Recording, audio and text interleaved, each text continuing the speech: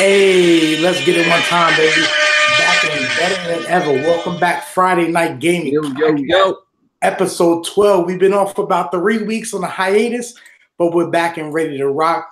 I'm your boy, Trigun, and I'm not going to introduce you to my host because you already know who he is. This man once ghost wrote for Kanye, and you guessed it. He did, right? Lift yourself. We call him Sai. You may know him as Mr. Scoopity Whoop Poop. Sai?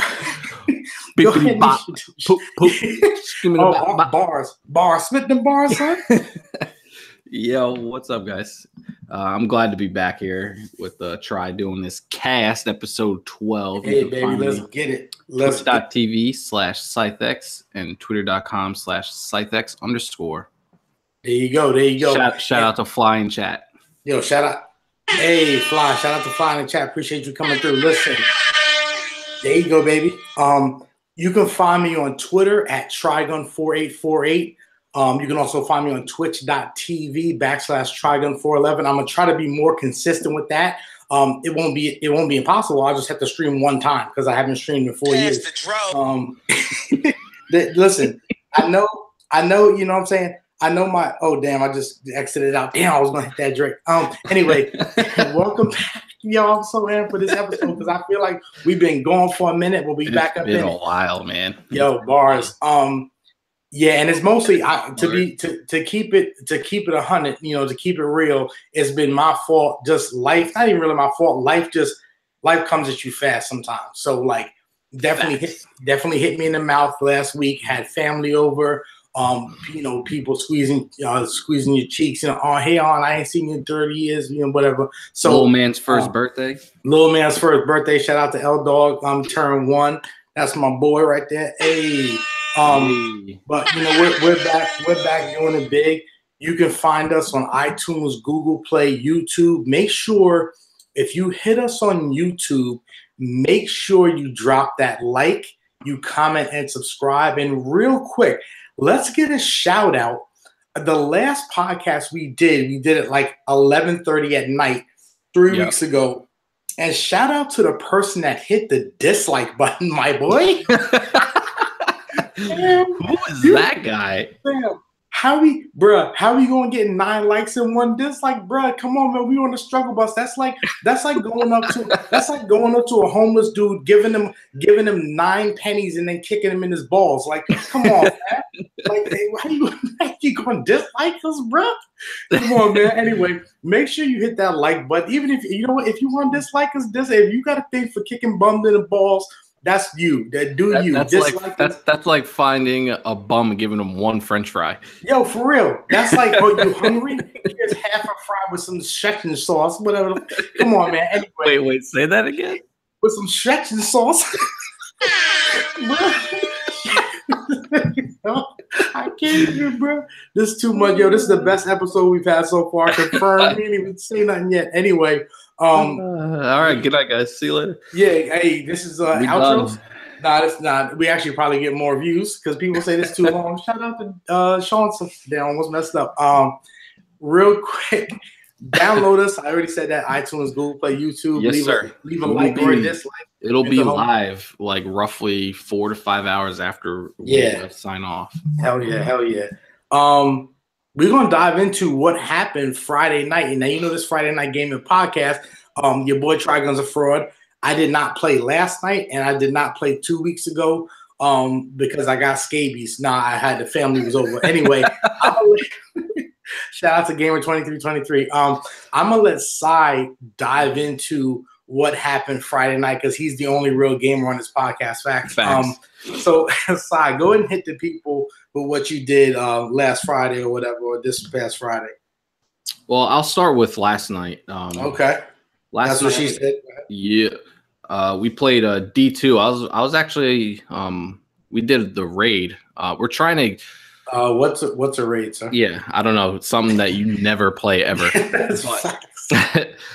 Just real quick. D2 dropped a new DLC. I'll get into more of that later, but they released a new raid on Friday, yesterday. So we're not leveled enough to dive into it yet, but last night we did the regular raid just to try and get our light level up. Okay. And I was rocking with Fly, Nighthawk, and ZG. We had a couple others in there. Shout out to those dudes. Man, cool. Yeah.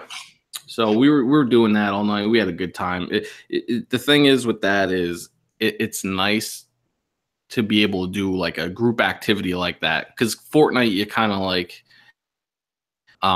you play with certain people, but not everybody likes Destiny or whatever. So it's good to have like a nice group and get into a raid and have fun with it. Yo, I feel like from my limited experience, I've done 1.5 raids confirmed.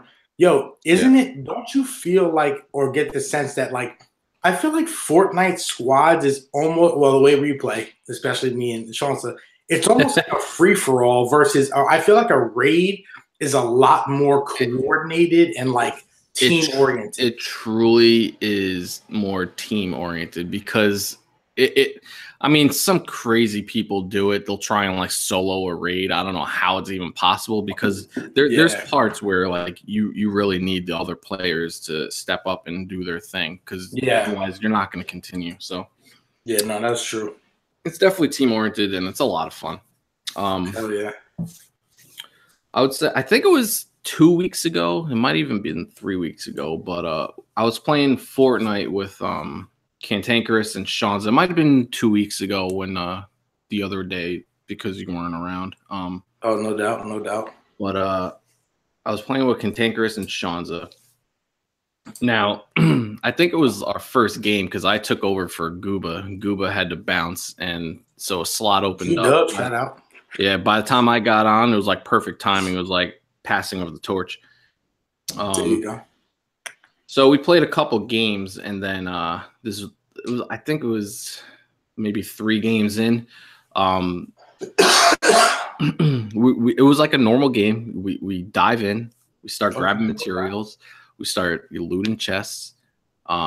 We had like no trouble to start. It was kind of one of those matches where the circle lands on you, nobody's around, and you kind of have like free reign. You just like lucky off top. Yeah, like you have time to just knock trees down, get materials. Like nobody's bothering you. Yeah, that's dope. And then at some point, like the circle starts closing in. We had to move a little bit. I think we had to run through Pleasant Park, and we end up getting ambushed by a team that was like just camping in there.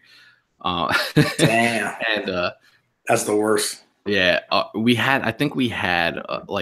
did squads with Phil, so I think we had a teammate, like a random teammate. He went down. We couldn't get him. Shanza ends up getting eliminated. Cantankerous and I somehow make it out alive and take out the team. There was only one team there, but we were able to make it out. Shanza, unfortunately, was eliminated, like dead. We couldn't get him back. Bruh. So he decided that now was the best time to leave the game. What? Yeah, he instead of riding it out till the end, he was like, you know what? Club bed and sheets is popping. I hear those pillows getting fluffed upstairs, and I'm heading out. So hey, bro, he decided to just leave. Y'all need to know. Club bed and sheets. Sean is popping for Sean. So for the rest of us, yeah. Club bed and sheets is popping, my boy. I had to get that one there so good, bro. That shit's hilarious. Man. Shout out to the soundboard. For real, facts. But I saw a funny like meme or something like that. I think it was on Twitter. It might have been Facebook, but it was basically like alcohol in your 20s, and it shows like you wilding out and like a picture of like partying and stuff, and then it says alcohol in your 30s, and it's like a picture of you sleeping. Bruh, straight sleep, my boy. Yo, that's why I don't even mess with it. I know some of y'all get on that on Friday, but I'm like, yo, I'll be down so fast, bro. Yep, can't even do it. But Sean's is a victim every weekend, bruh. Yo, shout out to Sean's that missed his first umbrella. Yo. Let me get there. So, so he decides to leave. He's like, nah, I'm gonna hit club bed and sheets. I'm done. I'm tired. Blah blah blah blah. So me and Frank, we're a 2-man crew. we start going through it, and we're actually holding our own, like in squads. Yo, low key, you two are low key beasts, man. Yeah, so we try, man. I have my good games and bad, but we somehow we're taking out people. We're moving in and out, and we had the fortune of the circle landing on us for the remainder of the match. Like we're always in the right spot. Like if we had to move, it might have been like, oh, just go around the hill and you're in the circle. You know what I mean? Like it was right there. Damn. So we ended up taking out, a team. I think we were in like a top 4 scenario. We had like a couple teams left to take care of. We ended up getting to like, it was like us two versus a full squad, and then versus, some one random leftover guy on his team. Damn. I had the not the sniper, the hunting rifle.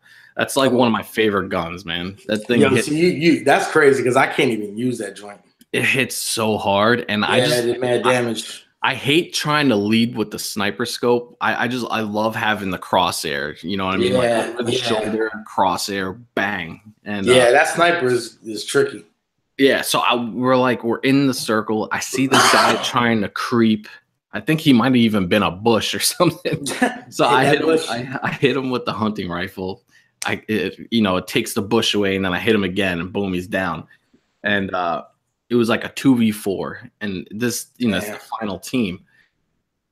We ended up taking one out. I think Cantankerous took him out, and there was the circle lands on us again. They're forced to come to us, and we end up taking it sounds like y'all got crazy lucky. Dude, we had the luck, man. Damn. So we end up taking out the team. We get the victory. Everything's like, we're like, yo, because honestly, it was it was us two versus squads, trying to get the win. That's crazy. That was probably one of like our best games because of that. Because of that aspect. But can I get a moment of silence for Shanza? Because he missed his first umbrella ever because he was like, nah, I'm going to sleep, man. Oh my God, man. Oh my God! It would have been his first umbrella in the game, his first victory ever. This man missed his first umbrella, bro. It feels like a weekly thing that I feel bad. Real quick, if y'all wanna donate, we gonna start a GoFundMe. Yeah, like how like the local fire department, you can they'll stand outside with the boot and you just put money in the boot. Put money in the boot for Shanza, man. Get this man an umbrella, bro. Oh my God, man. Dude, I don't know, man. Like we get the victory, and I immediately look at Shanza's name all grayed out because he left the game. I'm like, dude, he missed. He's gonna be so pissed. Yo, we gotta start a campaign. Get Shanza an umbrella, man. We gotta get this man. Every single person in the whole Friday Night Gaming crew has an umbrella except for Shanza, man. Shout out to Shanza. We gotta get him one. We gotta get him one. No doubt.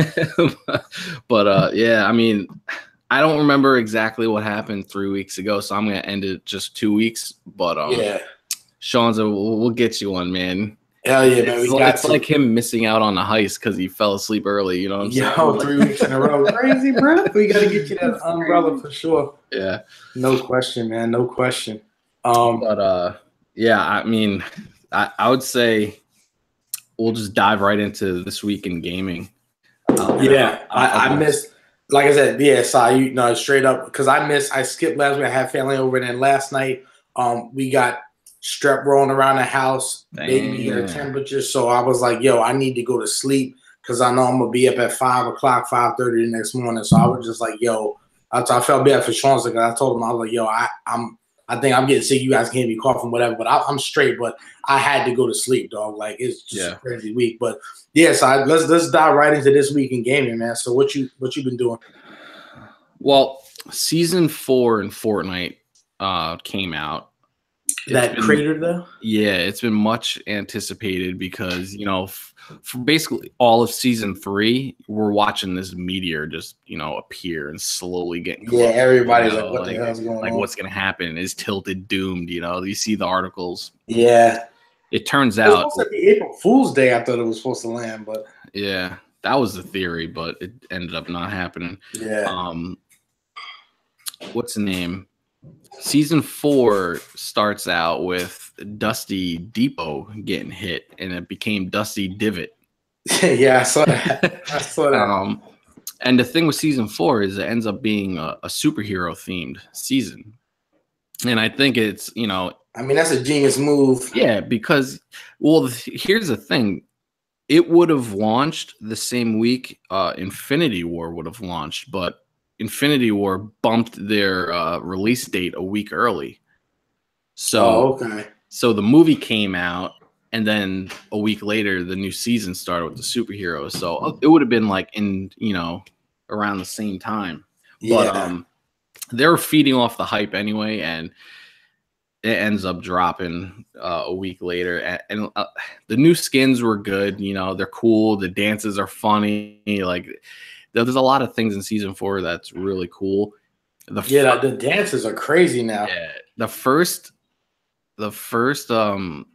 day or two of season 4 though was highly frustrating.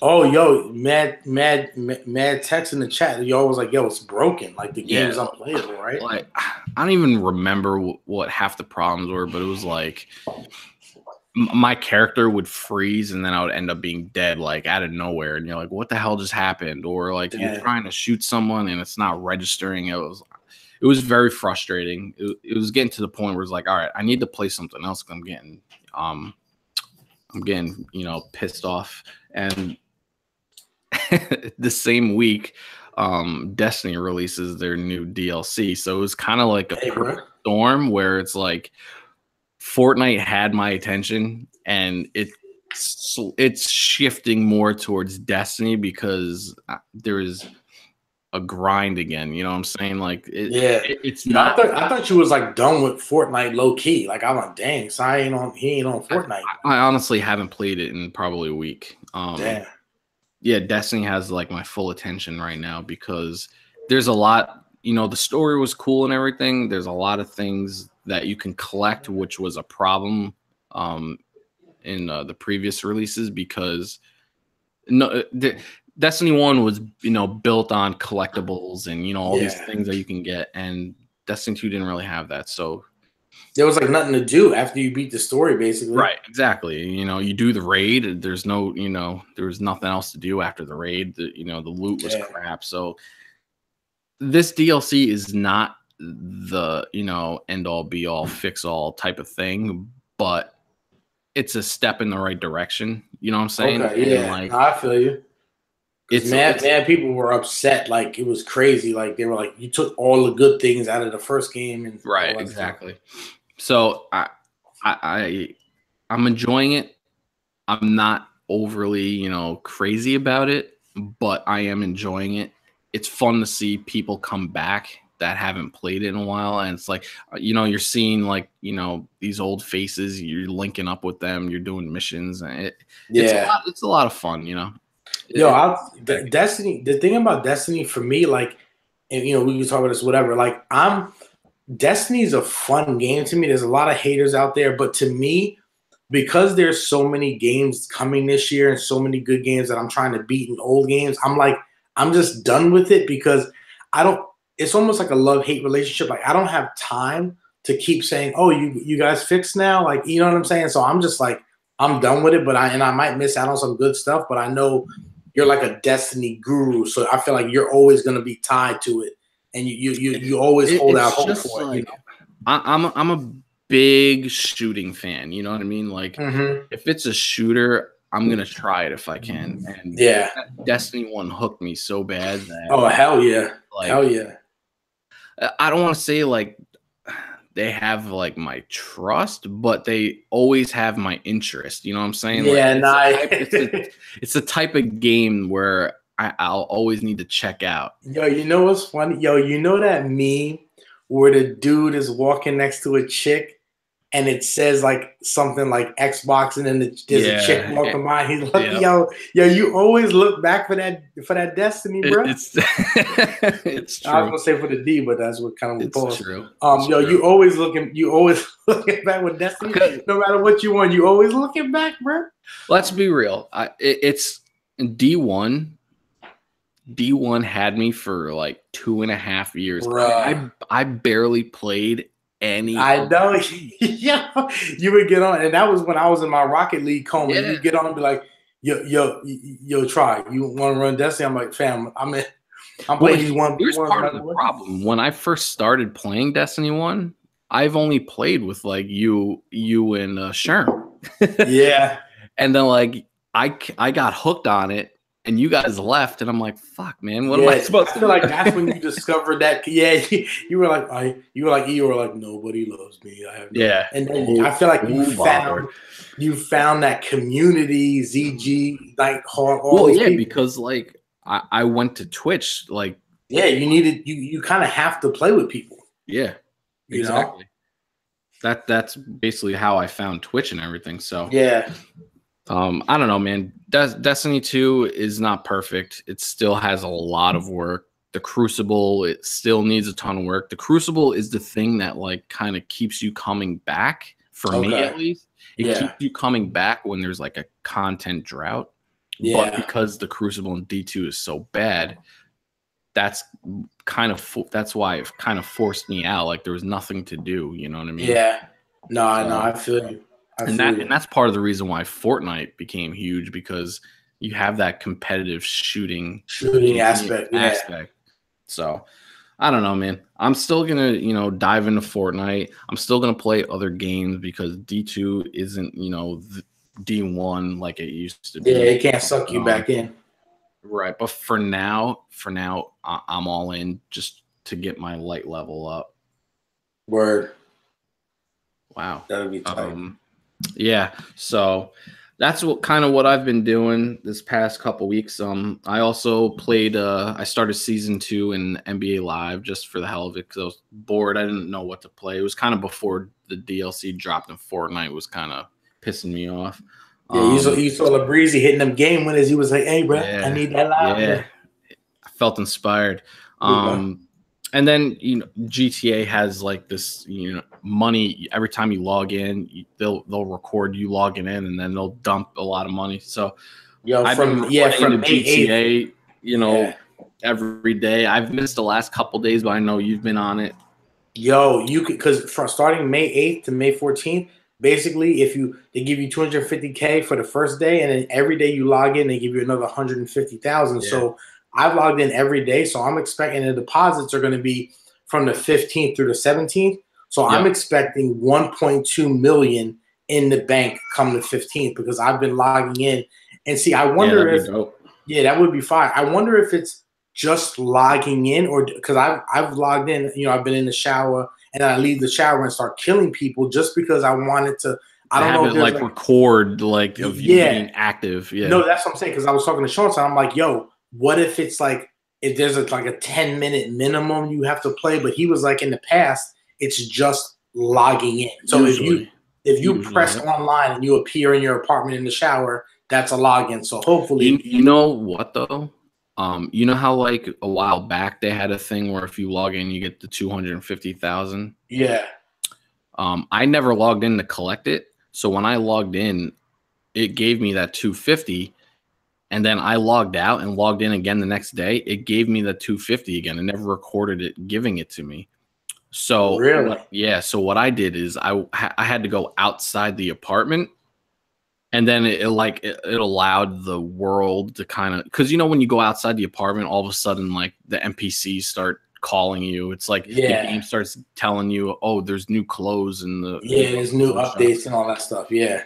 So as soon as I did that, then it recorded that I got the money. So, okay. So I've been logging in, walking out of the apartment, letting the world like kind of load up and stuff and update, and then I would sign out. Oh, damn. No, that's what's up. That's what's up. But yeah, we've been getting that money. As far as I'm concerned, I haven't had a chance to play a lot of games. Like I said, I'm trying to do 24 in a year. That's looking real spooky right now, bro. Because like I'm already what's this month? May. So let's say January, February, March, April, May. So I'm supposed to be at the end of this month. I'm supposed to have 10 games beat.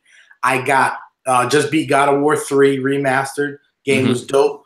7 games down on the year. So I basically this month I got to beat 3 games, and that ain't happening. Well, I could potentially beat this one game if one of my flaky friends. I'm supposed to play a way out with one of my flaky friends. If he hits me and we can get this.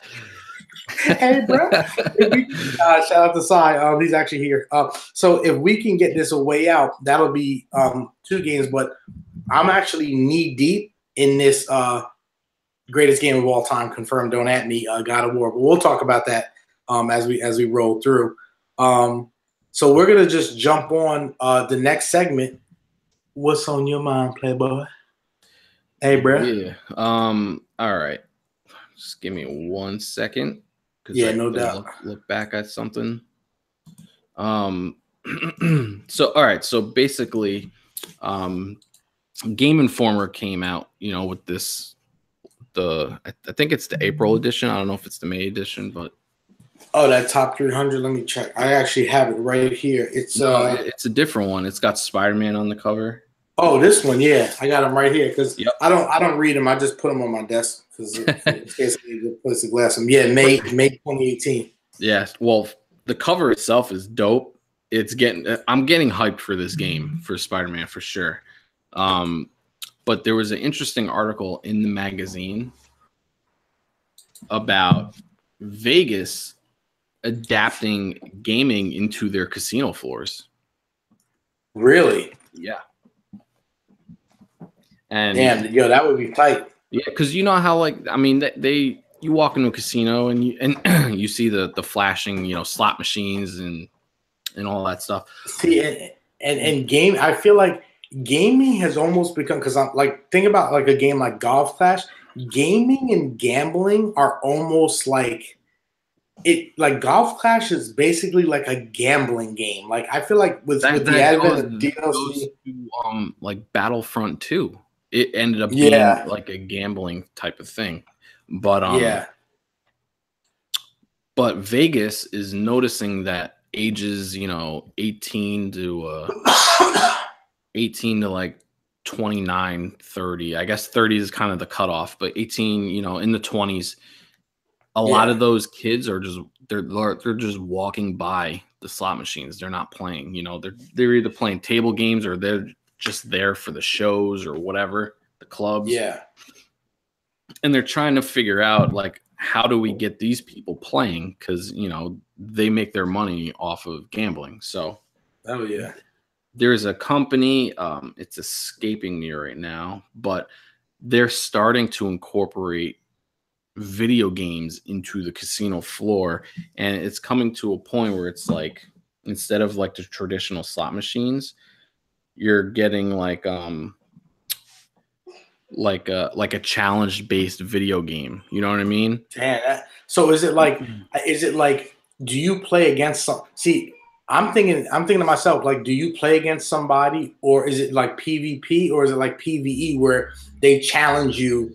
And I think according to this article, it's both. Like, so like there'll be a game that's like, if you can complete this challenge, beat this boss or whatever. Oh, okay. You can win. Like you winning is based off of, it's all skill based. So if the better player you are, the more money you'll make. But if you die or whatever the challenge is, you lose everything. You lose your bet or whatever it is, which is that's actually fire. Yeah, it's crazy, and they're gonna start incorporating like real video games, they had like a Pac-Man thing, like if depending on like, can you reach level 4, and if you can, then you can win the payout or whatever. Like, so no, that's actually that's crazy. Yeah, it's nuts. And like, can you imagine like you walking into a casino and Bruh, you slot machine, and all of a sudden, like a bank of PCs and everyone's playing Overwatch, and it's like, oh, if you get 6 kills and you win, $50 or something, like some crazy. Imagine this: you walk into a casino, Fortnite table. Yeah, exactly. There's 100. Everybody puts in $10. Yep. You win, you get freaking $1,000. Like, that would. I'm telling you right now, that's not good for me because I can't deal with that, bro. If I don't win, I would just put the house up. Like, nah. Yeah, it's gonna be crazy if that's actually so cool. All the resorts like MGM and Caesars, because Caesars owns all different types of casinos. MGM owns all different types. Oh, Fly, yeah, they'll definitely Madden for money. They'll definitely have Madden for money. Like that would actually be dope because I've always wanted to play Madden for money, but like I don't have the time to do the tournament, all that tournament entry, all that stuff. But if you can go to a casino and just be like, I'm about to play Madden, like that's so tight. Yeah. And like it could be like, like let's say it's $100. If you win, you get 80, the house gets 20. I don't know how they they would definitely split it. Yeah, I don't know how they did because in poker it's like you're not winning the full amount because the house always needs to make money. You know what I'm saying? So it's like you need to cut. So, blackjack takes everything. If you win, they give you whatever the odds are. But in poker, it's like you win what you're playing. Yeah. But they're always taking a cut. So it's gonna be something similar like that for video games, because when you're playing against other people, when you're playing against you versus the house, you know what I mean? Damn. Yeah. So it's interesting. And our last podcast, I think it was Fly's question actually. Will esports give traditional sports a run for their money? And we kind of dove in. Yeah, we kind of dove into that. But here's the thing: if they're incorporating gaming to the gambling floor, how long until their sports books starts accepting bets based off of esports games? You know what I'm saying? That's the thing. I feel like if you open up this gambling to video games, all the people, because people don't realize sports, the gambling arena for sports I feel like is almost as big as people going to the stadiums. It's what's driving mostly sports and keeping them successful. I feel like fantasy football, like exactly. It made football extremely relevant to the people who don't watch football. Yeah, and to make people watch, all these games. So if you open up that venue and have gamblers come in to video games, they may not even care for them, but they'll start to notice them and they'll start to care because they're like, I can actually win money off of betting on this. People, gamblers will literally that's what they do. So that I'll be like, do you think I can eat this French fry in less than 10 seconds? Like they'll be like, I bet. Yeah, exactly. So if you open that up, they'll definitely take a chance on that. Yeah. So will esports share the same space of traditional sports? I don't know, but if Vegas gets on board with video games and they start allowing it in the sports books, it'll definitely start making a push towards that because, I mean, like you said, gambling is the driving force behind every sport. Hell yeah. And it's going to be interesting if you see like, the New York Overwatch team versus the LA Overwatch team. Here are the odds of who's going to win, like who's the favorite. And you start betting off of that. It's going to blow up pretty fast if that happens. There's no question. So shout out to Fly for that question a while back in the last cast.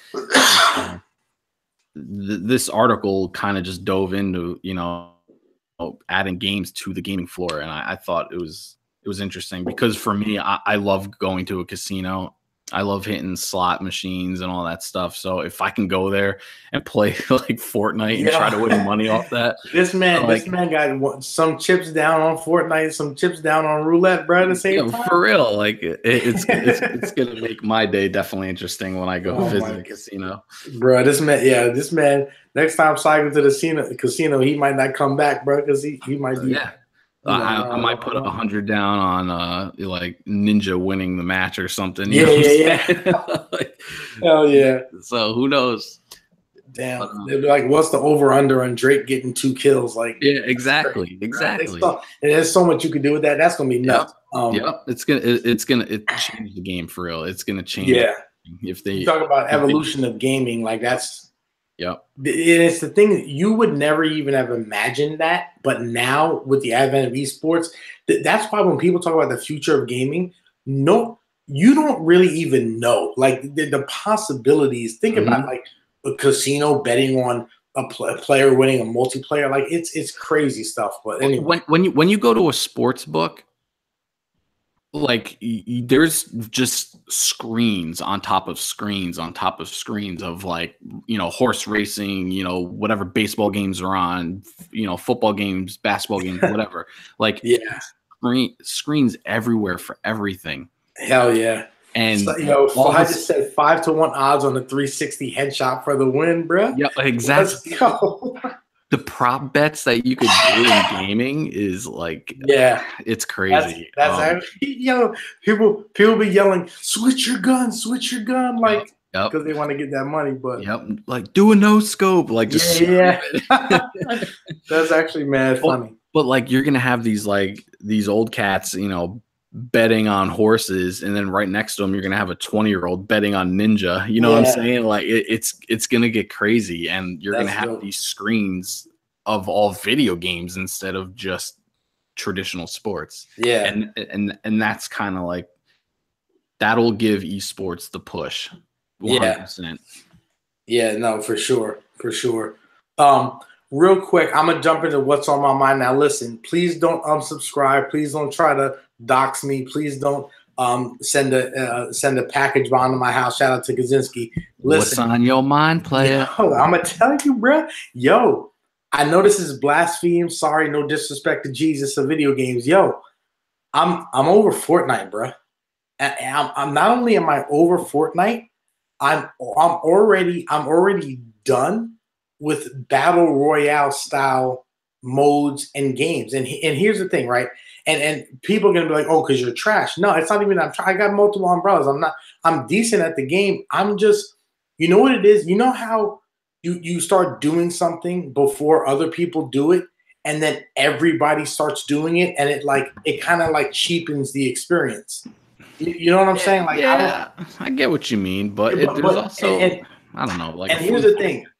It is not that I'm over. I'm talking about Fortnite. For me, I'm over Fortnite solo wise. Like, if you guys next Friday hit me and like, yo, let's get on Fortnite. I'll be like, no doubt, I'll play it and it'll be fun. But like, I'm not gonna play Fortnite single or solo ever again, because there's other games to me that I want to play. 10-1 Hot Shots stays awake. Fam. Bro, that's like 20-1. I don't even know how that works. But anyway, shout out to Chauncey. I'm over Fortnite, and I know mad people playing it is cool. The game is fun. I'd rather play other games. So to me, the pull of Fortnite doesn't really exist anymore. When I was playing it heavily back in August and September, I was heavy. I moved and stayed in a hotel for 2 weeks, didn't turn my phone off, like log cabin in the woods style, played it for 2 weeks straight, got the dub, and I was really into it. I would go to work thinking about Fortnite. Now it's just kind of, it left me, like my infatuation with it is gone. And here's the thing, right? And I know it's unpopular opinion. Zombies for like 10 years, from basically like, I feel like from 2007 or from 2005 to 2015, every game, zombies, zombie mode, Call of Duty, zombies, dude. Yep, everything was zombies. Yo, everything was zombies, and I'm like, yo, I'm done with zombies. Like early on, like the game Left 4 Dead is just all zombies. Like, that's what I'm saying. And like Days Gone is zombies, and like Call of Duty was zombies. Here's the thing, I'm not the only one who feels like this. I'm already done with battle royale games, and we're still in the infancy of this battle royale mode. Like battle royale will be the thing for like the next 5 years minimum because Red Dead Redemption 2, they talking about battle royale. Call of Duty, the next one they talking about battle royale, and I'm just like, I'm already rolling my eyes because I'm like, bruh, like I'm already done with it. So I think the end of this month, H1Z1 is coming to PS4. Yo, and the funny thing about H1Z1, yo, it's one of the like it's the pioneer. It's like the pioneer. It's one of the originals, and it's kind of funny because I remember watching dudes stream that like a year or two ago, and being like, yo, the concept of the game is fire. So to me, I've been watching and playing Battle Royale, not playing, but watching it for the last couple of years, and it's a cool concept. But now, see, I'm the type of person, when it becomes oversaturated, that's when I pull out. If you know what I mean, I think you do. So when things become over, I feel like this Battle Royale. I mean, do you feel me, or are you like, nah, fam, I'm Fortnite forever? Like, are you down to have Battle Royale? Yo, are you down to have like Super Smash Brothers Battle Royale, Madden 19, Kill the Carrier Battle Royale? Like, I don't know, man. Bro. It depends on the game. It really depends on it because every game's gonna have a Battle Royale mode. Like, come on. Yeah, I don't know, man. Just too. I think if it's fun, I'm gonna play it. That's the thing. If it's fun, I feel it. The thing with Fortnite is it was free. Cartoony games are never really for me. I'm more real. Like, I feel like I would have. Me and you both were like, Fortnite's trash. Because I would have loved the original game. If PUBG was free on PlayStation, I probably would have been all over it. But it wasn't. So I never bought it. I could care less about it. And Fortnite was too cartoony, and I was like, I'm not going to get into it. But then they released the Battle Royale for free, and I couldn't put it down. So I don't know. It all depends. It depends on how much they are. It depends if trailers and gameplay and just like watching Twitch. If it looks fun, I might try it. I don't know. It depends on the game. But the popularity of Fortnite is not slowing down, that's for sure. And no. Just recently, I think it was ESPN, they tweeted out the Milwaukee Brewers, the baseball team. Yeah. They were sitting in the bleachers playing Fortnite on the big screen in the stadium. Oh my God, bro. It was crazy.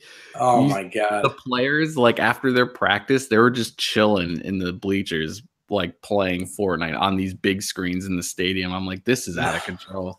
This is crazy. Yo, it's legit. It's like Fortnite is so big, it's going to be like a moment in history. Like there's like the Revolutionary War, World War II, Fortnite. Like that's how big it is, man. It's like it's taken over the country, and all these people are like, oh, it's ruining children. Like, come on, fam.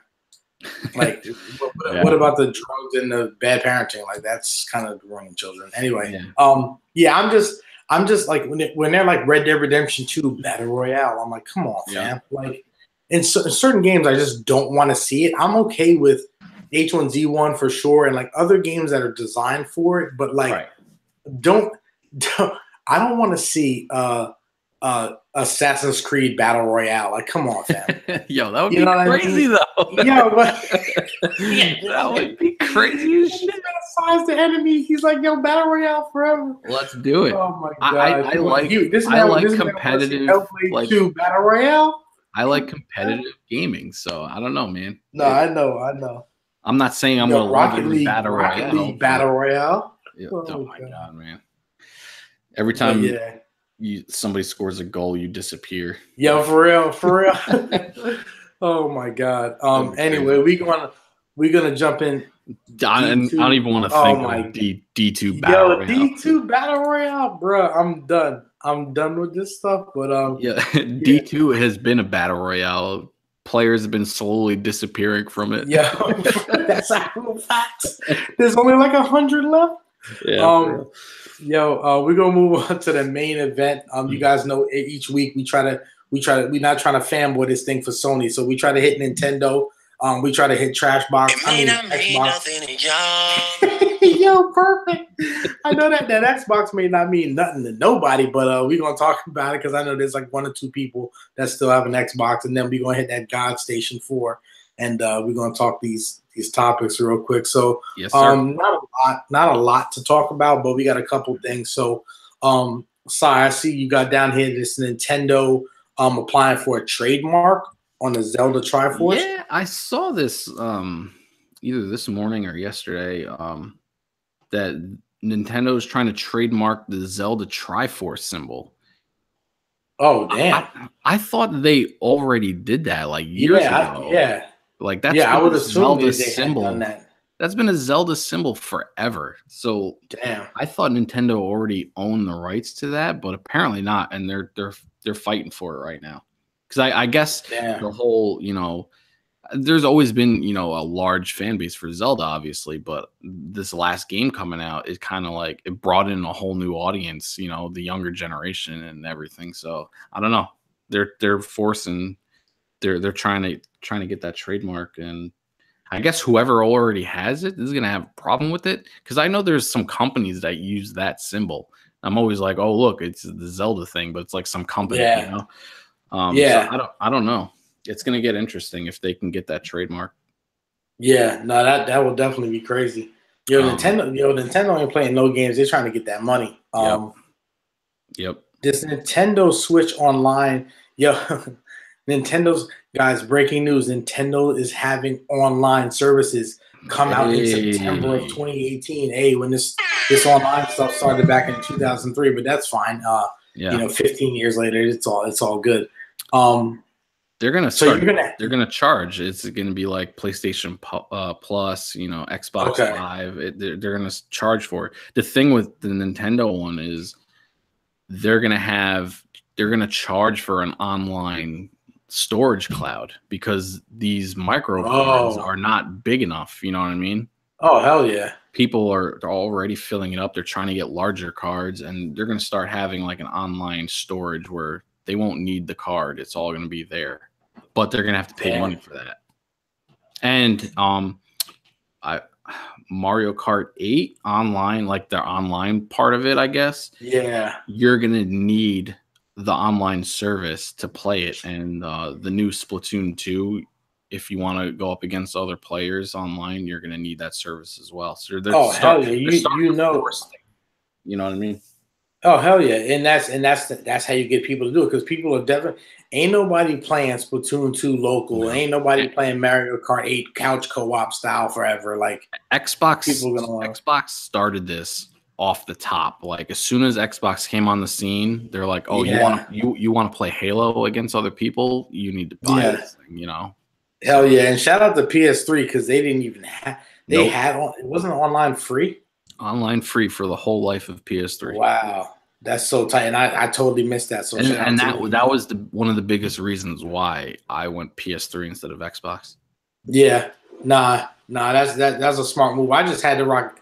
I just went 360 because like I had PS2. I was like, I want to switch it up. And dude, there were many times where I was jealous because the exclusive on Xbox were crazy during the 360 era. 360. When I remember watching the Gears commercial, that familiar, that low key song. I was like, yo, what is that? And it was one of the GOATs for sure. Gears of War 1. I guess the family plan is $35. So that it is what it is. They're gonna come out with the online. Like I wonder how smooth. I wonder what the interface is gonna be like, and I wonder, are they gonna do like Xbox and PlayStation? Are they gonna offer a free game every month? I wonder. I feel like when they launch the service, they are launching 20 NES games with it. Wow. Yeah. So you get 20 original Nintendo games? Yes. you know, the OG Super Mario Brothers, you know, Super Mario 2, 3, the old school Donkey Kong. I had a whole list. Yo, I'm trying to think. Your boy Trigun might be copping that Switch September, baby. Let's get it.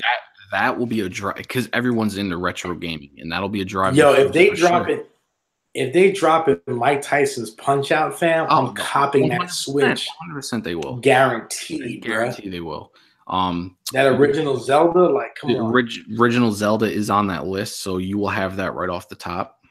Wow. Yeah. Yo, shout out to Nintendo, bro. First of all, they got 18 million units sold to date. They were in hiding for a long time, and they're coming out swinging right now. Bro, they're doing the thing. They were in hiding because that Wii U was trash. It was. It sold like 4 copies. They haven't had a good with the 64 and the original Wii. Like that was it. Real quick, no doubt. So that's a Nintendo Online. Now we're going to jump into that Labo. It may not mean nothing to y'all. That Labo, bro. That cardboard, aka that kitty litter box material. So listen, let me tell you something right now. Dude, those pictures of the cats breaking the Labos, and it cracks me up every time I see it. No, it's hilarious, bro. It's hilarious. And here's the thing, right? People think, especially my pops, he's like, yo, you bag on a Labo every time. And I'm like, yep. Naturally, because I have to. I have no choice. It's cardboard. Anyway, I'm going to give it its props. The Labo doubled the sales of God of War in Japan. Now, you cats from Japan, they like to do their thing. I don't know. Maybe they got a lot of kids over there, or maybe they just have a lot of adults who like cardboard, or maybe there's a lot of cats. Anyway, they doubled the sales of God of War in Japan. In like the first week, they sold 90,000 Labo kits and sold 45,000 God of War. In the United States and the UK, God of War destroyed the Labo. The Labo essentially flopped in the UK and in America. Because parents was like, you need $80 for what? That cardboard, Mom? Nah, we're good. We're just going to buy you a game. Anyway, so shout out to Nintendo. I mean, they've made like 1-point-something million or $1.4 million off of Labo to date. So listen, Nintendo's doing their thing. They got 18 million units sold. They're about to catch Xbox. They're getting second place for MPDs every month now. PlayStation's winning. Man. They're really doing their thing. Moving forward to Xbox. That trash box though. Anyway, Xbox Black Panther 4K edition Xbox One X releases. Sorry, tell me about that Black Panther, bro. Hey. Well, the movie itself was fantastic. No spoilers. I won't, even though you're trash right now. But bro, it's gonna not even be on DVD. By the time I see it, that joint's gonna be on a Saturday afternoon special on ABC in like 2074. Facts. But the console is themed on Black Panther, and the artwork on it looks so good. The controllers look dope. Everything about it looks dope. It's coming with the 4K DVD of the movie, so it'll go seriously? hand in hand. Yeah, so it's gonna be the movie will be 4K because the Xbox One X is 4K and all that stuff. So it's gonna look awesome. Yo, I'll tell you this straight up and down, and people probably think we're Sony fanboys. I had the 360, loved it. Xbox, the PlayStation can't even compete with controllers and consoles that the Xbox makes. I don't care. Don't at me about the God of War PlayStation. I'm sorry. Xbox makes the best like skins and stuff for their controllers and their hardware. It pales in comparison to PlayStation.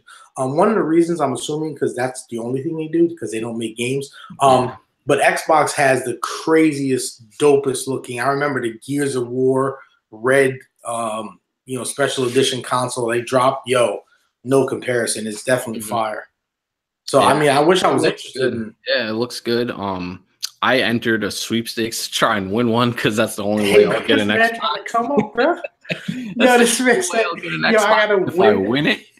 But Yo, he said, "I'm trying to win it," or "Nah, fam, we ain't getting that." I'm good. But That's too funny. funny. Until like the games become relevant and the price drops, Xbox isn't for me. But if I can win one, why the hell not? Yo, and there you go. And I might want to enter that sweepstakes because there's still games like Rise Son of Rome came out when the Xbox dropped in 2013. I still want to play that. I want to play there's a couple games like the Gears. I still want to play on Xbox actually, but I'm not paying $500 for an Xbox One X to play 3 games. Yeah. State of Decay 2, May 20th. You guys know Xbox has been losing this generation because they haven't produced games. State of Decay 2, people said, I haven't seen any previews, but people said the game actually looks good, believe it or not. There's a lot of people excited for it, for sure. Yeah, State of Decay 2, people are excited for it, no doubt. Sea of Thieves. Sorry, I always get those confused. Sea of Thieves is the fastest selling new IP this gen from Microsoft. Now, shout out to Microsoft's PR team. They know how to take dog shit and spin it into like wine. Like we're gonna sell you this literal like human feces, but we're gonna make you believe it's good for you. Like, oh, it's just like some Hershey M&M style stuff. Like they can spin the hell out of anything. And a couple of days before God of War dropped, Sony, the Xbox PR was like, oh, Sea of Thieves or anything Xbox. Oh, games as a service, the Xbox, that $10 service thing, the Game Pass, all that stuff. So shout out to Xbox for spinning PR. Xbox, honestly, this generation, they don't care. They're not only have they given up, but they're like telling me. You know what though? I'm going to watch their E3 conference because I'm curious what they're gonna announce. I feel like they're gonna come in hot. You don't know. They've been silent. Things are starting slowly coming out. You a low key Xbox fan, but like wait till E3. Nah, I'm just saying, like, because I always watch both, and the reason I do that is because, well, for one, I was trying to decide, I always felt like I was going to lean towards PlayStation, but I was trying to decide, should I go Xbox One or PlayStation 4? Me too. I watched both conferences, and like after watching that, hands down PlayStation 1 out, and like it was a beatdown. Like they were getting shit on, crazy, bro. As soon as the conference ended, like. That's what ruined Xbox. Yo, because I was coming from 360, and I told Sean, so I'm like, I told Sean to NPOC, I'm like, yo, guys, cop this Xbox One with me. We're about to get on Madden. And like, I waited, I saw the conference, and then when they were like, that DRM though, constantly connected, I was like, goodbye. Like, I got the PS4 and I never looked back because like it ruined it. And so here's the thing about Xbox. And speaking of Crackdown 3 looks spooky as hell. Like the gameplay, they're like it's not even done, but they're gonna put the game out regardless because they're preparing for other things. They're focusing on games as a service. There's a Microsoft store. The Xbox is like, it's like kind of like so discombobulated, and they're not all over the place. They're all over the place, and it's like they have to decide: are you going to make games? Are you going to be a service? Are you going to be a PC community? Like it's so crazy what they're doing. They're buying Minecraft, and like I feel like Microsoft is just a business trying to make money. Now I know Sony is too, but I almost feel like Sony actually gives a damn like an ounce about the gamers, and Xbox is like, we don't care. That's why we're going to release Sea of Thieves, and a monster in the game is not going to have like a body. We're just going to make a head, and you can hit the body, but like whatever. It's just Xbox looking real spooky. But listen, you believe in E3. I'm curious. I'm curious what they're going to say because they've been losing every year at E3, and I want to see if anything changes. So okay. So hold on. I need you to commit to this right now on May 12th, 2018. I need you to say, is Xbox going to have a beast E3 or nah? Straight up. Nah. I can't see it. They have a track record of being terrible. So I'm gonna think it's probably going to be bad. It's gonna be a train wreck. You know, people are gonna get excited for these bogus ass games, and I'm going to be curious. That's why I want to watch it. I want to see what they're going to come out with. And if they end up surprising me with some crazy ass shit, then you know what? They surprise me. But I'll definitely be watching and paying attention for sure. Yeah, we going to watch all the E3's conferences. So speaking of E3, perfect segue. Yeah, man. Sai, go ahead and hit them with the PlayStation news. So what is PlayStation talking about? So E3, E3 announced on June 11th. At 9 p.m. Eastern time, they are going to have their conference, and they're going to be focusing on 4 major titles. Hey, let's get it, baby.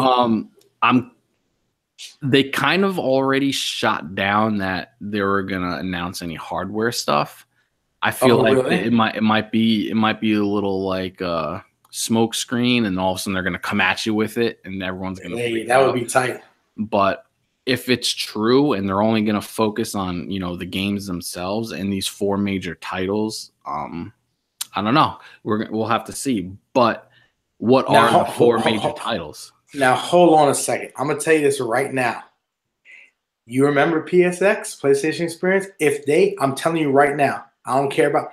If they bring out couches on the stage, I seen someone tweet about that. Casting couches. No, if they bring out the casting couches for this E3, I will legit sell my PS4 and all my games. I highly doubt casting couch. I highly doubt. Bro, if they bring out the couch, I swear to God, I will sell my PlayStation on the spot, bro. Seriously. Real quick, I can probably confirm it. I know you're kind of up in the air right now, but I do want to watch this live in some capacity, whether it's Twitch, YouTube, whatever. Yeah, no, I'm really like a live commentary while E3 is going on, for sure. Oh, so that's 9 o'clock. Yeah, I'll definitely be able to do that. Yeah, I didn't see. I thought it was coming on at because we got a whole routine at night. 9 o'clock, I can definitely. We can confirm this now. We will be running some type of live stream or a simulcast, whatever it is. Or it could just be like how we're doing the podcast now. We could just be live like that, or we could be live on our Twitch channels talking about it in a party or something. We'll figure something out and let you guys know, but I do want to be live while it's going on. See, it would be dope if we could figure out a way to have like our boxes up and then have the thing running so that people can watch it and then watch our commentary. I could probably do it with OBS, but that's all depending on how we can set it up and if they will even allow it. Because sometimes, you know, they'll be like, you can't stream somebody else's stream. You know what I mean? So I see. I've seen that in the past, but I know what you're saying. Like they may, Twitch may not allow or YouTube. Yeah, so we'll definitely figure it out. I think we might be able to get away with it if we do it on the podcast channel on YouTube. We could probably sneak it in there, but Twitch might be a little different with their terms of service. So we'll see. Yeah, Twitch is real strict. So you're saying 4 major titles. So yep. What are you thinking? I think Spider-Man's definitely going to be one of them. Oh, of course, naturally. That's dropping. That's dropping in September. I have to believe Last of Us 2 is going to be one of the other ones. That Last of Us 2, though? It's going to be it has to be right because they say early. Is it early 2019 or middle of 2019? It was supposed to come out like fall, Christmas time of this year. So it's probably going to be early next year, and heavy on it. I think those are the 2 major titles. The other 2, I'm not really sure, man. I can guarantee you one of them. Death Stranding. Oh yeah. Yep, Death Stranding. So I almost can guarantee Spider-Man, Death Stranding, Last of Us, and then the 4th title. You think Red Dead?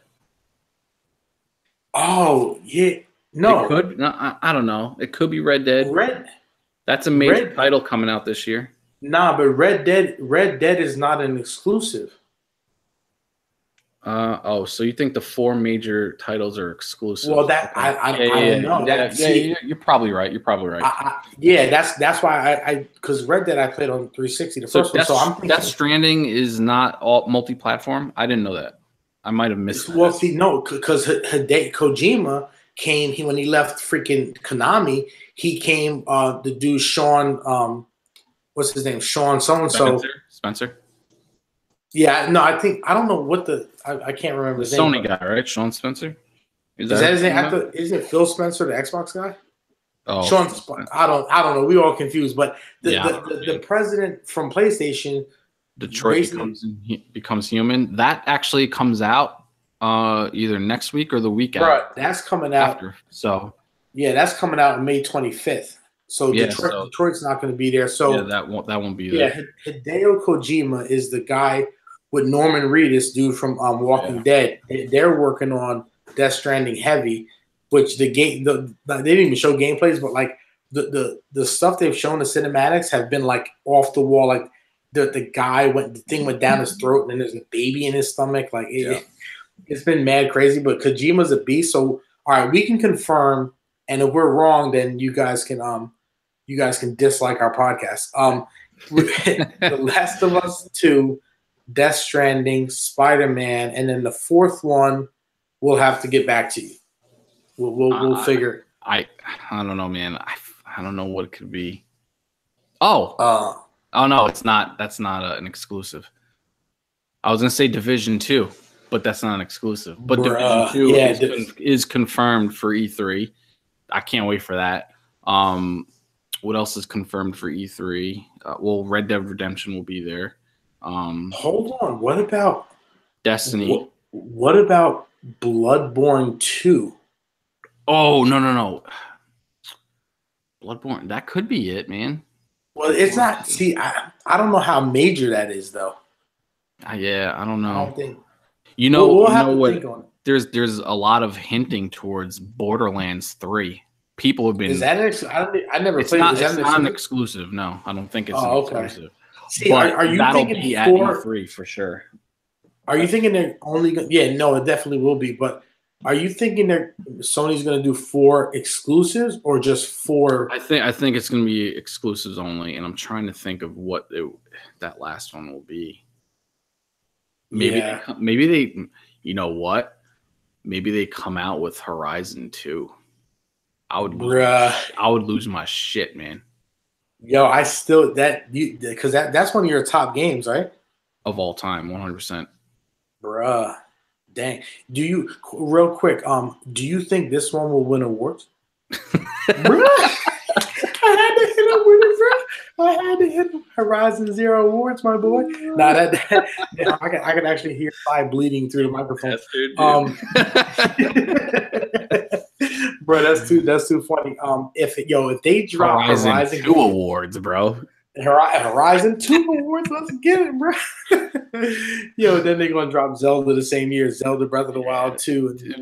Horizon needs to come out in 2019 because if they don't and they come out the same year as Zelda, bruh, that's a setup. That's a setup. So that's our 4 titles. Horizon 2 would be dope. That would be dope. Horizon 2 is our best guess. I agree with you there. And then Last of Us 2, Death Stranding. You know what it is? They already confirmed that they're not doing any more DLCs for Horizon. They're full bore on the second one. So the more I think about it, the more I'm thinking that's going to be it. But we'll see how quick that turnaround is. So quick though. Doesn't true development of these games takes like 2 to 3 years. Yeah, take 2 years, like 3 years with planning and all that stuff. Yeah. But the thing is, while they're making DLCs aren't a whole game. They're small, and it's a small team working on it. While the majority of the team is already right. So they're already making the second one. So they might have something there. That could be one of them for sure. Okay, yeah, that would be dope. I still haven't played the first one. I'm going to try to do that. Mikey is saying Final Fantasy VII. Maybe. Oh, maybe it could be another. Yeah, that's true. Final Fantasy is only Sony, right? Yeah. I haven't even played any Final Fantasy. It could be. I don't know. People, they might have another Final Fantasy coming out, but I feel like that'll be more of a Square Enix press conference, not on a Sony press conference. Oh, okay. You know what I mean? Like their own press conference will do it. Yeah, no, that's what's up. So that's our E3 predictions. We're gonna have a whole pre-show. Stay tuned to our Twitter, Friday Night Gaming Twitter. We will announce, when we'll go live for future casts and for that E3 event. Sure. So we're gonna have a show on June 9th, which is 2 days before, and then we'll do it live, on June 11th. So pause. The June 9th show will probably be like a whole. I would think mostly going to be previewing all the news coming out of before E3. Yeah, no, that'll anticipating definitely. And things like that. Yeah, for sure. All right.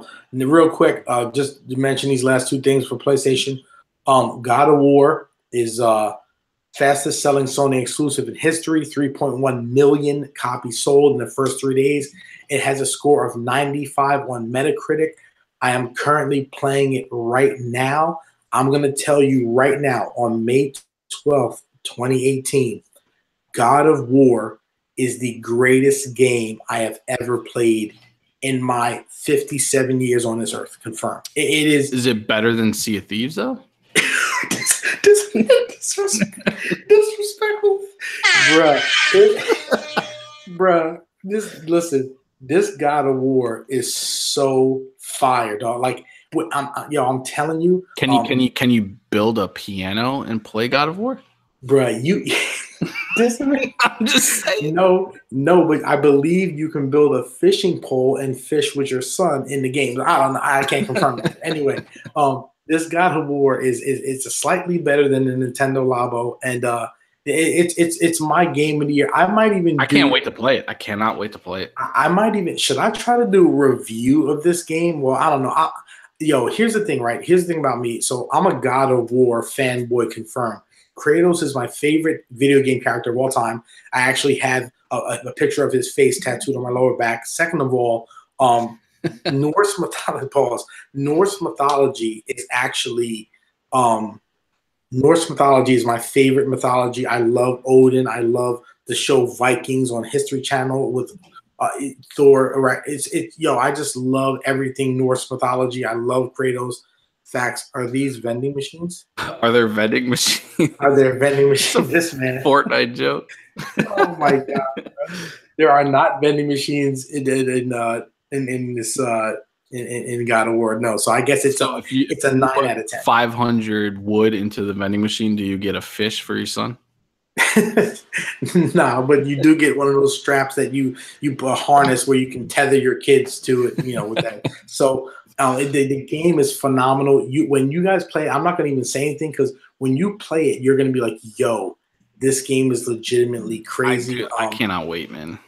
It's so good. It might even now, Sai, I know you're the king of GameFly. This is what I'm going to tell you right now. God of War is so good. I'm actually going to play it more than once. And I don't do that for I barely finish a game and then I'm on to the next. Yeah. I might play this game. I didn't even do that for Horizon, so I don't know if God of War is gonna make me do that. I might get the platinum for this game. That's how much I love this game. Like I'm playing it and I literally just beat the first boss and I can't wait to play it again. Like the game is so good. And the way he talks was, come here, boy, like it's so dope. Anyway, let me stop fanboying. Settle down. No, for real though. I can't wait to play it. I'm glad you're enjoying it because I feel like the stories that you enjoy, I tend to enjoy as well. Yeah. Now we do have like similar tastes as far as story-driven games, and it's the same with me, you, and Tone. We all like the same story style games. Shout out to Tones. Days Gone, early 2019. Zombie style game. People compare it to Last of Us. It's not really similar from what I'm hearing. Just a couple details. People looking forward to that game because they teased it at E3. Game is 30 hours. The bike and character are both customizable, and it's an open world game where you essentially have these encampments and you build them up and you build up your bike and skills. And it's not really a linear game. There's a lot of zombies. It looks good, but the development has kind of been like, we thought we were going to get the game earlier, but it's not coming. So there's been some kind of issues with the development, but hopefully it looks good, and that'll drop early 2019. Fingers crossed. I'm looking forward to it. And then the Sega, how long does God of War take? They said God of War, Corey. Oh, shout out to Corey Barr. Like, I actually got the collector's edition. 140 bones. I got it for free because I had mad Amazon points. Corey Barlog said the game is going to be a 25 to 30 hour game. Now, that's not including, because there's side quests. I haven't even gotten this far. I've been playing it linearly because I'm just in the first 4 hours. But he said there's side quests and all these kind of things, collectibles. So if you play it all the way out, I think it'll be like maybe a 50-hour game if you do everything you can do. But if you just kind of beat the story, they said it takes 25 to 30 hours, which is more than any other God of War game in the history of the series. The God of War 3 didn't take me that long. God of War 3 only took 3 hours of like cutscenes and stuff like that. It's gonna be dope. I'm excited. Yeah, and there are mad cutscenes, but the cutscenes in this game, they're action cutscenes, and it's like important dialogue. Yeah, and you don't even have to have played the other games because I don't even want to say it. It's so good, man, and the story is good. The voice acting is amazing. The kid, Atreus, the son, Atreus, he's not annoying at all, and he actually helps you out. Like in the first battle when I'm fighting, and I'm playing it on the hardest difficulty in that game, swag now. I'm playing it on Gimme God of War because it's my joint, and when you're fighting, he actually tells you, Dad on your left. And as soon as right after he says that, the dude on the left swings at you. So like if you're listening to him and you tap the X twice, you can actually roll and evade that guy. And when you evade, there's counters. The game it's not a hack and slash at all. Like you literally that's cool.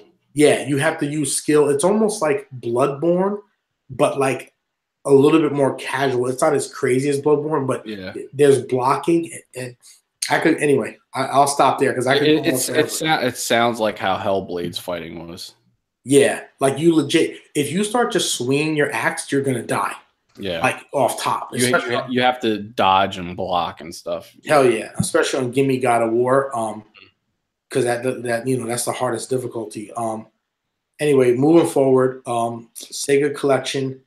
Yeah, real quick. I'm actually really excited for this Sega Collection game. It releases May 29th. Going back to Nintendo, you know how like they have the old NES games coming in? Yeah. This Sega Collection is OG Sega. I want to say it's like 30 plus games from OG Sega. That's going to be one game. That's dope. Yeah, for example, you're going to have Sonic 3D Blast, Sonic Spinball, Sonic Hedgehog 1 and 2. You're going to have Streets of Rage 1 through 3. Bro, that soundtrack though, hey, lit. Yeah, you're going to have Toe Jam and Earl. You're going to have The Revenge of Shinobi. Shinobi, bro, like that's my joint. What else? I don't know, but they're going to have Altered Beast. Dude, it's gonna have so many games from OG Sega that I think I'm actually going to get this because I want to like dive into those old games again. Damn, yeah, that would actually be dope, man. Like, see, now I can't even. I don't even know if I can do that because between this Switch I'm about to cop in September and this Sega game release, I'll literally be streaming games from like 1989, bro. But there's nothing wrong with that. There's nothing wrong with that. There's nothing wrong with that. There you go. Yeah. Virtual so that Fighter 2, like there's just there's so much on here that I'm excited. If I literally play games for 24 hours a day, especially with these retro releases coming out, I still wouldn't have enough time to get through all the games and my backlog and all that stuff. So it's pretty crazy. Sai, you wanted to just moving into the general topics. I know Destiny 2 Warmind, crazy stuff. You hit me with a video earlier, so you want to tell them what happened with this DLC? Real quick, what's the name? The Bungie and the developer Vicarious Visions co-developed the Warmind DLC.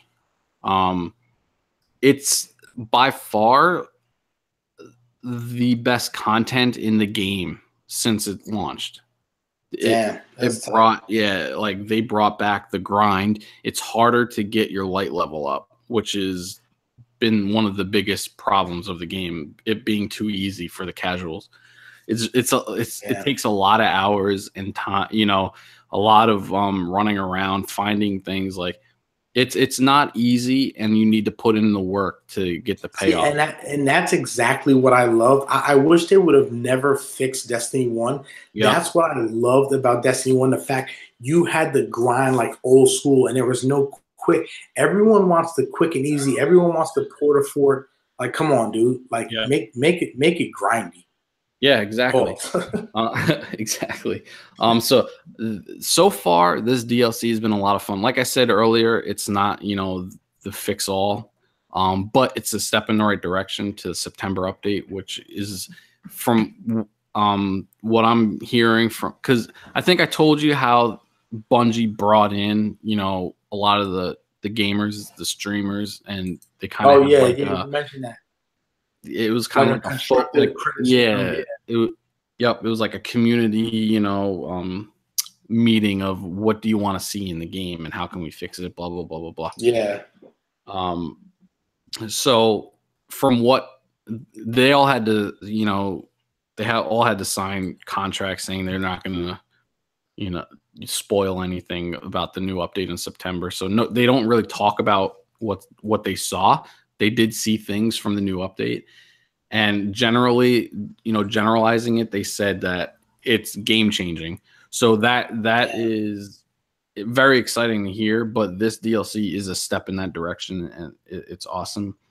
They released the new raid, like I said, Friday, and every time they release a raid, they have like a world's first race. Who's the first team that can beat the raid, and they'll shout you out on Twitter and whatnot. But it's fun because, like, I think I showed you a video a while back of the first raid where the Bungie studios, they're all sitting there watching it like it's a movie of all the different streams and who's gonna win and this and that. So I'm gonna play a sound bite. Like, they release them and there's no guides, there's no nothing. It's 100% a blind run. They when they release a raid, they don't tell you anything about it. Wow. They don't show you gameplay. They don't show you anything. So it's interesting, and it's fun to see, because like I want to watch the world's first run. Like I'll peek in here and there and see how it's going, but I don't want to spoil the raid for myself, so I kind of stay away from it. Yeah, that makes sense.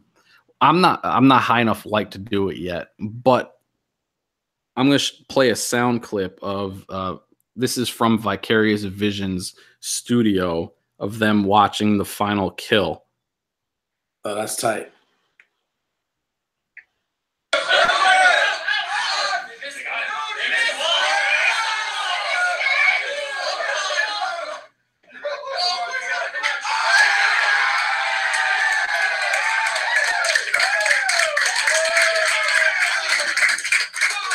Like, dude, that's crazy. Like, the developers are watching the developers are watching them, watching teams from Twitch and all over, like, beating what they built, and they're generally they're excited about it. Yeah, like that. Like, just I noticed I'm about to geek out. Just listening to how happy, like, they developed something, made a challenge for gamers, and it took that team 12 hours to beat that raid.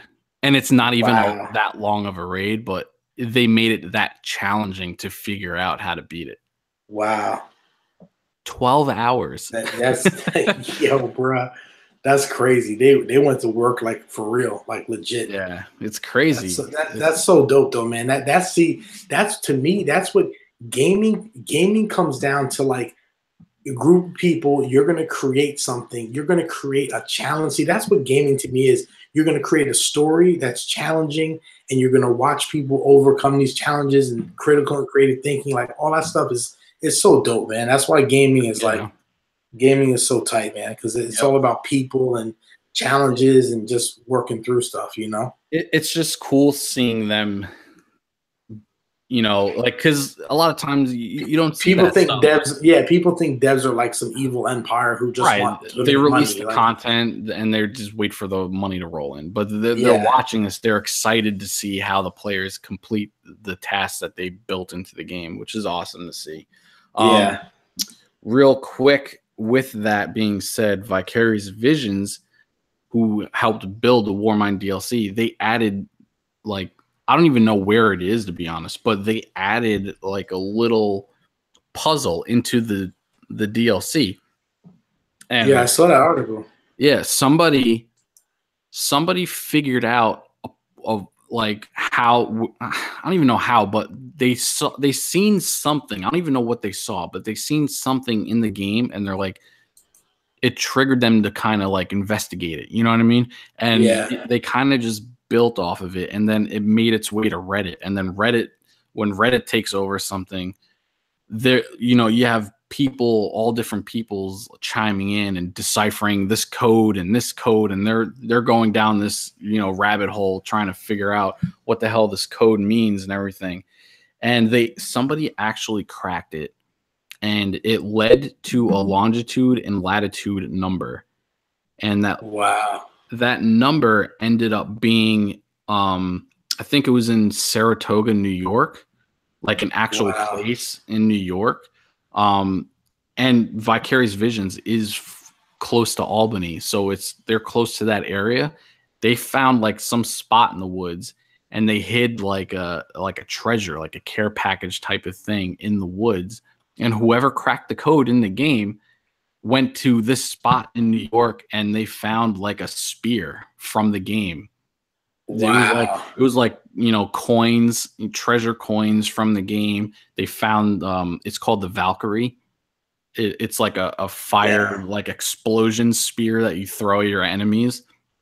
Damn, that's tight. Yeah, so they went to this spot in the woods that they cracked the code, and they found the Valkyrie. They found these coins, all these collectible items that the developer left for them. And it was all from the game. Like, stuff like that is so fucking cool to me. I don't even know, man. I thought that was mega interesting, and I know all the Destiny fanboys out there, like myself, appreciate things like that. Hell yeah, that's so dope, man. Yeah, so dope. It was cool. It was cool to see. I don't even know what triggered this whole like treasure hunt, you know, puzzle thing. I don't know what they found, but I saw the article and I was like, holy crap. And 2 blues and I'm done tokens. Funny, dude. That just threw me off. That's hilarious. But it's cool, man. Like they put something in the game that led them on a treasure hunt out in the outside world, which is awesome. Damn. Yo, real quick, just to mention before we're running like crazy long, just before we get into the burning questions, I was just on Twitter real quick. Yo, Corey Barlog just retweeted and said, oh my God, you know, congratulations to Neil Druckmann. And Neil Druckmann is the guy from Naughty Dog, and you know, they did what's that called? Uncharted, I guess. And it says, mark your calendars, #part 2. The Last of Us. So I guess, oh, wow, idiot. He just confirmed Last of Us. He just confirmed Last of Us is going to be at E3. Yeah. Wow. That's dope. So we got I'm like part 2. What's going on? So Last of Us. So he just confirmed. So pat on the back to me inside because we actually called it. So I mean everyone kind of knew that. It ain't like nothing special, but Neil Druckmann, just the guy, producer Naughty Dog, Last of Us 2, Last of Us 1 just said Last of Us 2 is going to be at E3, so that's dope. Dope. All right. We're going to get into these burning questions, and your boy ain't trying to get divorced, so we're going to kind of fly through these. No pun intended. Perfect segue. Your boy Fly Life. Shout out to Fly in the chat for being a true next generation supporter. He probably hit that dislike though. I see you. Yes, Fly. I know it was Fly. I know it was Fly. I see you, Fly, hitting that dislike low key. Oh nah, he wouldn't do that. No, yeah, real quick though, he asked, my thoughts on the D2 Warmind DLC, and I kind of went over that already, but yeah, I want to give him a shout out for asking that. He also asked, is Far Cry 5 worth the money? Now, my take on story games. I'm going to lean more towards GameFly. Yeah. To tackle the stories, because stories to me are more of a one and done. Some games might have replayability story-wise, like collectibles and things like that, but for me, it's not worth buying it. Now, that game might be different. I haven't played it yet. It looks really good. Yeah, and everyone that I know who has played it is in love with it. So, yeah, and I want to say it's worth it, but for me personally, it's probably something GameFly beat and send back and not spend the $60 on. Here's the thing, and Fly, this is what I'll hit you. I'll hit you with like Trigun's mentality of gaming. If you haven't bought Far Cry 5, it's probably because you're playing other things. And what I would tell you is this: with God of War out now, and Detroit Become Human coming out next week or in 2 weeks, is Far Cry 5 worth the money? No. And I would say no, because here's why. If you haven't gotten it now, just wait. There's other games to play. Wait till it drops down to 30, or like Side does, just GameFly it, because at this point, GameFly saves you so much money, man. Yeah, and if you haven't played it, it's going to be there for you to play. The game, from what I understand, is actually good. Far Cry 3 was good. Far Cry 4, which I did play, was like a reskin of Far Cry 3. But I enjoyed Far Cry. Mm-hmm. Do I think it's worth Did I think it was worth 60 bones? No. I think three was good. 4 I got bored of real quick. Yeah, 4 was a reskin. They said basically it was like a reskin of 3. It was the exact same game with like the same map. So like I would say from my experiences with Far Cry, just wait on it. Wait till it drops to 30 or hit that GameFly. Like I'm gonna get Far Cry 5. I'll probably end up getting it on like digital download when it's like in that $5.99 bargain bin, fam. Or I'll wait till it's like 20 bones like this holiday. I'll put it on my Amazon wish list and like let wifey cop it from me for Christmas for like 20 bones. Like, and in that way you can like maximize. Like it's definitely worth 20. I think it's even worth 30, but it's not worth 65, 60 bucks, whatever. Right. So I would wait. Real quick, Sherm. Sorry, I'm not laughing at Sherm. I just almost died. I was like, what the hell was that? Yeah, yo, with this, I don't know what's going on in my throat, but pause. Something not right. How Sherm asked, and Sherm always has the best questions. This week was a struggle. So moving forward, Sherm asked, how are educational game makers like Leapfrog and VTech faring in a market capitalized by mobile app stores? Secondly, he then asked, parents already have mobile devices. Are they spending money on kids' tablets and handheld games? Great question, Sherm. I want to say yes, because the Switch is a handheld game. Yeah, I think here's the thing. I think parents are raising their kids these days with tablets and not necessarily handhelds, but every little kid that I know. Kindergartners are using iPads and playing. But that's the thing. Every little kid I know, shout out to like all of my boys I talk to are like, yo, so and so was on the iPad, so and so was on the iPad. So I really think like these mobile devices in these games, I think like game makers like Leapfrog and VTech, if they're trying to make their individual side games on handheld devices, I think they need to move on from that, because the gaming market is is limitless, and you have to find your niche. Like everybody could carve out a spot and make money. So I think if your things aren't on handheld and my kids play with dirt. Wow, this man, that next gen dirt. They play with dirt on their farming simulator on the iPad. Correct. Now, so I think that if you're like everybody's kids have tablets and so and so. Like I said, handheld games. I think the Switch is a big handheld. A lot of kids are playing that, but I think the majority of parents are like, take the iPad and stuff. Yep. Yeah, take the iPad and play these.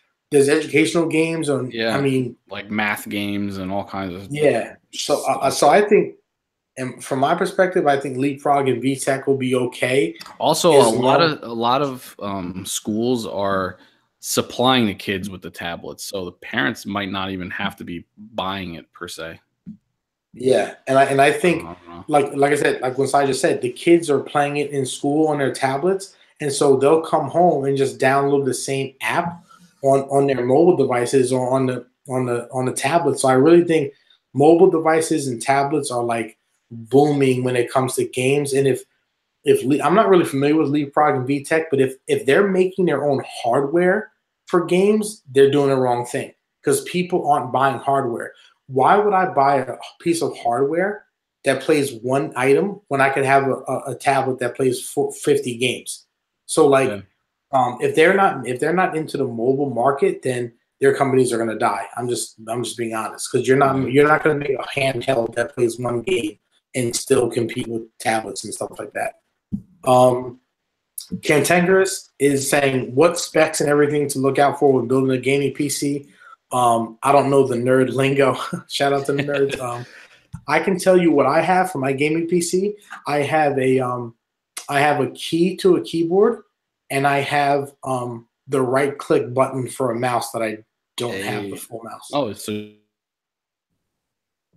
now you cut out sideways. What'd you say? I said, oh, so you're almost done building. I'm pretty much almost done. I just need a power button for my monitor, and then I already bought the fan to cool it. I have a box fan, and I'm just going to blow it towards the CPU and cool it like that, and we're good.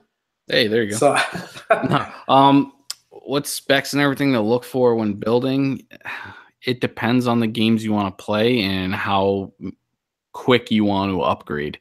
Nobody wants to upgrade. Yeah. You know what I mean? So, like, I would say, depending on your budget, the highest graphics card you can get, having a lot of RAM is never a bad thing. It's just going to help you in the long run. And processor speeds, I mean, it all depends. Like, some people get away with i5s, but if you want this thing to last you for a long time, maybe go for that i7. It all depends on your budget. I would go with an i7. I know Sherman's told me you only need an i5, but like Sai was saying, if you want to upgrade every year or two, then go low. If you don't want to I don't want to upgrade, so I rather. And if you're going to build a PC, see, from my perspective, I feel like you build it over time. I've been building mine since 1995. It's still not done yet. So, but if you want to, like Sai said, get the i7, get That's just my thinking. Like I don't want to be purchasing things all the time. Like, oh, this new game came out. Now I need, to double my RAM. I need, all this garbage. Like, I want to be able to just build it and have this thing last for at least 5 years. And then maybe I need a better graphics card by then. That's not going to kill me, But if I need a whole new PC build by then, that's going to suck, But I'm not going to want that at all. But Cantankerous, this is what I do know. I mean, I have limited knowledge. I'm always researching, and Sherm knows too, and Cy and Tones really know because they do this stuff for sure. But and they can hit you with a store to go to in the state that has all these parts. What I'll tell you though is this: Micro centers, yeah. And Cy, correct me if I'm wrong.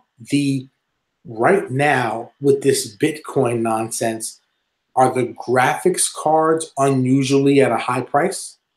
Or is it the motherboards? No, it's graphics cards. Graphics cards. Okay, yeah. So don't buy. They're way overpriced right now. Yeah. If you're gonna build a gaming PC, now is not the time. Yeah, that's why I held off. I'm not gonna You can get all the other parts, but I would wait on a graphics card, or I would kind of go with a lower end graphics card just to get you started. Maybe like if you're trying to play Fortnite, which I'm assuming you're going to do, I would see what the recommendation is for the graphics card and kind of go off that, because maybe you can get one that'll allow you to play it and won't break your bank until the prices come down on a better one. Yeah, no, that's true. That's true. So yeah, man, that's just our suggestion. You can always hit us, hit Cy or hit us in the group chat about the PC stuff, because they're helping me too. And then the last question, Cy, you wanna? Yeah, Mikey, shout out to him. Hey, shout out to Mikey. Basically is asking us, what is the hardest game you've ever played? Bruh. It's funny because I feel like it. See, I have a lack of like long-term memory. I barely have a short-term memory. So it almost like I almost want the question to be posed in like generationally. Like, what's the hardest game you played this generation last? Because I don't even remember like a game like Contra. I can say the hardest games to beat were the oldest ones. Oh, hands down. There's probably not one PlayStation 4 game that I've never beaten. Bruh, because it was too hard. I can literally beat every game on. Honestly, I can beat every, and I'm not trying to say I'm a god or nothing. I know I joke like that. I'm not. I'm like decent. I can literally beat every game this gen and last gen, every single game. Mm-hmm. There was games on NES that I legit never beat because I couldn't keep playing it. Like it like defeated me. It's funny because there's a game that me and Mikey used to play all the time. It was back when it was Back to the Future, but it was like when the movie came out, they came out with the game and all that stuff, and it was hypes, and we would always play it. Let me tell you, it was the hardest game I've ever played, and I think it was the hardest game he's ever played. Damn. You couldn't get past the second level. Bruh. Nah. And I feel like if I played that game right now, I still couldn't get past second level. I did it one time. One time I got past the second level, made it to the third, died immediately, and had to start over from the first level. And I never made it past that point again. Bruh. That is by far the hardest game I've ever played. The original Zelda is also extremely hard, but I actually, was able to complete it after a long time. Yeah. But Back to the Future, hands down, the hardest game. I'm going to say Bloodborne was hard, but after a while, see, this is the thing. With these new games, they built in farming. So if you suck at Bloodborne, if you can build your character up to the point where his attacks do major damage. So if you're not good at this game, stuff. Yeah, you can be mad OP. I was just like mid-level, a little bit underpowered because I didn't farm a lot because I was trying to beat the game. But that game was hard, but it wasn't impossible. Yo, I have to say, and I vaguely remember I was like 7 when the game came out. Contra, I remember like I got to this one part in the game and I never ever beat it. Because I just couldn't beat it. So I'm gonna say Contra was the hardest game I ever played. And Contra, I didn't do the up down. Yeah, Contra was tough. And you know what else? The original Ninja Turtles. Oh, the OG Ninja Turtle game. That one was really hard. But it was beatable, but it was really hard. Back to the Future, hands down, not beatable. Yeah, no, that game's awesome troll. Yo, and there's games for sure that like the hardest games are the old school ones. Like there's this game, I can't remember what it was called, but it was free and it was just like a series of boss battles, but it was like a 2D game, and I was playing it the other day, and I couldn't be. I'm trying to think of what the game was, and it was just a series of boss battles, but it was like. You had to have perfect controller control, and I couldn't beat that. But Contra, I'll say Contra, I never remember beating it. I just stopped playing it one day and never went back. I probably could have beaten it, but I just remember always dying at this one spot and being like, this is crazy. But yeah. And the thing with those games is there was no continues. There's no checkpoint. Yeah, there's no restart from checkpoint. You can't save your progress and come back to it. Exactly. So it's like if you get to the end and you can't beat it, you have to start from the beginning. A lot of times, like you just give up at a certain point. Yeah, and that's how demoralizing. Like it took you 30 minutes to get to the boss, and then you lose when he has a sliver of life left, and then you realize I just lost, and now I have to do the same thing I just did for 30 minutes again. And you're like, nah, fam, we good. Yep. So shout out to Old School Games. Deals, I don't know. Check the PSN store. Check on Amazon. There's always some flash sales going on PSN. Beyond Two Souls is free this month. Beyond Two Souls, and then Knick Knack Paddywhack. What's that other game? Rayman Legends. I never played that. People are probably like, you're so disrespectful. Sorry. Real quick, because I know time is running. Looking forward to in May, State of Decay on Xbox. I know me and Sai are both going to buy an Xbox One to play that. That comes out, I think, in 6 days. So that comes out on Friday. State of Decay 2 is actually going to be the first Xbox game this gen that's going to be decent. Detroit Become Human. Sai is getting the special edition day one. Is that confirmed? Not special edition, but it's a day one game. Okay, he's getting that day one. I'm gonna wait. Also, Detroit Become Human, the digital deluxe edition. Oh yeah. Comes with Heavy Rain, and Heavy Rain. I heard that game was fire. PlayStation exclusive for PS3, and that game was incredible. It was extremely well made. It was, Tones always say it's like a movie, but that game was kind of like a movie. It was very similar to Detroit Become Human. Whoever watched me play the demo, everything is decision based, and it's like everything you do impacts what goes on forward. What goes on ahead of the game. So if you haven't played that and you always wanted to, it might be worth it to get the digital deluxe. I almost want to get that. I wonder, and like you said, I hope Heavy Rain is going to be released as like they did with the COD, the 2, Modern Warfare 2. I hope they're bundling it now, but hope they release it individually for. I'm sure they will. I'm sure they will. Yeah. Once the hype dies down, I'm sure they'll release it. I don't know for how much, but I'm sure it'll get released. People are like knocking Detroit Become Human because David Cage made it, and they're like, David Cage is a jerk, and I'm like, guys, please stop. Like, if you don't like the person, it doesn't have nothing to do with their game. Like, Michael Jordan's a jerk, but he's still one of the greatest basketball players of all time, if not the GOAT. So please stop that. Yep. June 29th, Sai's Game of the Year for 2018, The Crew 2. He's so stupid. Confirmed. Sai, are you hyped for that? Or you got? I actually am. Do you still have that Crew tattoo, or? Nah, I got that laser removed. Oh, perfect. perfect. The first one was trash. No, for real though. I never played the first one, and I've always wanted to. I played. I was always curious how, in like the whole open world, you can go coast to coast driving, and you're doing all these things in a group. I was always curious with that game. I never got a chance to play it, but the Crew 2, I'm excited for. I want to see how it is. I want to see gameplay and what you can do with it. Yeah, people trashed the Crew 1. I actually liked it. You know what? That could be one of the 4 because it is an exclusive, I think. But but E3 is June 11th, so that drops June 29th. Yeah.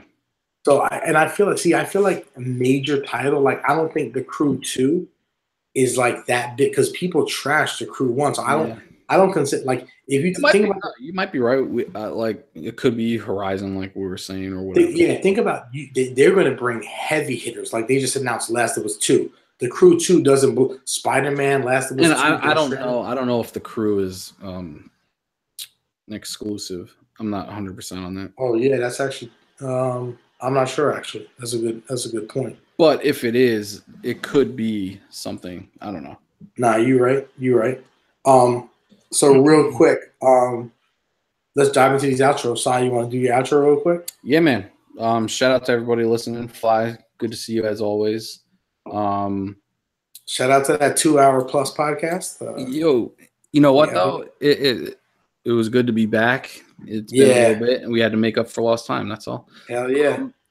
Real quick, you can find me at twitch.tv/Scythex and twitter.com/Scythex_. And I also want to give a shout out to all the moms out there, including yours, Trigon, your wife. Hey, appreciate that, bro. Appreciate that. So is it the first Mother's Day? Yeah, actually. Hey, there it is. No, the second. Oh, second? Okay. Yes, second, because May 1, so second Mother's Day. So shout out to wifey. Yeah, shout out to her. Hope you guys have a great Sunday. Hell yeah. And yeah, let's get to your outros. All right, bro. So you can find me at Twitter at Trigon4848. Find me twitch.tv/Trigon411. Shout out to my wifey, shout out to my mom, shout out to Si's mom, everybody, mothers across the world. Y'all the real MVP. We love you. And shout out to y'all. Also, just shout out to all the viewers watching and all the people that are gonna like and dislike the video. Shout out to that shout out to that one dislike. To that one dislike, the guy who likes to kick homeless people in the balls. And usually I end with my traditional thanks, my guy, thanks. But I want to switch it up today. And so, Si, we're going to end it. As soon as I hit this, we're going to end the podcast just like this. Is that cool? Do you have faith in me? Sure. All right. Hey, thanks for coming through. And for one more time. It may not mean nothing to y'all. Boom.